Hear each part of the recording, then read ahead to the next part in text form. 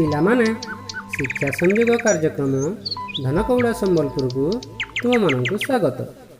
ଆଜି ଆମେ ତୃତୀୟ ଶ୍ରେଣୀ ଗଣିତ ମଜା ବହିର ତରଳ ପଦାର୍ଥର ମାପ ପ୍ରସଙ୍ଗ ଉପରେ ଆଲୋଚନା କରିବା। ଆମେ ପୂର୍ବ ଅଧିବେଶନ ଗୁଡ଼ିକରେ ଏହି ପାଠ ସମ୍ପର୍କିତ ଅନେକ ବିଷୟ ଜାଣିସାରିଛେ। ଏବେ ଆସ ବିଭିନ୍ନ ତରଳ ପଦାର୍ଥ ଓ ସେଗୁଡ଼ିକୁ ରଖିବା ପାଇଁ ବ୍ୟବହାର କରାଯାଉଥିବା ପାତ୍ର ଗୁଡ଼ିକ ବିଷୟରେ ଜାଣିବା। ତୁମେମାନେ ଦେଖିଥିବ ଆମେ ଅନେକ ଗୁଡ଼ିଏ ତରଳ ପଦାର୍ଥ ବ୍ୟବହାର କରିଥାଉ। କହିଲ ଦେଖି ସେଗୁଡ଼ିକର ନାମ କ'ଣ କ'ଣ? ପିଲାମାନେ ସେଗୁଡ଼ିକ ହେଲା ପାଣି। ପାଣି ରଖିବା ପାଇଁ ଆମେ ଗରା ବା ଗରିଆ, ମାଠିଆ, ବାଲ୍ଟି, ଫିଲ୍ଟର, ଜାର ଆଦି ପାତ୍ର ବ୍ୟବହାର କରୁ। ଠିକ୍ ସେହିପରି କ୍ଷୀର।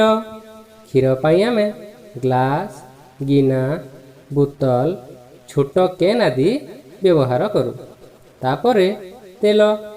ତେଲ ପାଇଁ ଡବା, ବୋତଲ, ଜାର ଆଦି ପାତ୍ର ବ୍ୟବହାର କରୁ। ଆଉ କେଉଁ ତରଳ ପଦାର୍ଥ ଅଛି ମନେ ପକାଅ। ହଁ ପିଲାମାନେ, କିରୋସିନ। ଏହାକୁ ରଖିବା ପାଇଁ ଘରେ ବୋତଲ କିମ୍ବା ଜାର ବ୍ୟବହାର କରୁ। ପେଟ୍ରୋଲ ମଧ୍ୟ ଗୋଟିଏ ତରଳ ପଦାର୍ଥ। ଏହା ମୁଖ୍ୟତଃ ପେଟ୍ରୋଲ ପମ୍ପରେ ଥାଏ, କିନ୍ତୁ ଦୋକାନ ଓ ଘରେ ଆମେ ବୋତଲ କିମ୍ବା ଜାରରେ ଏହାକୁ ରଖିଥାଉ। ପୁଣି ମହୁ ଓ ସିରପ ଛୋଟ ଡବା ବା ବୋତଲରେ ରଖାଯାଏ।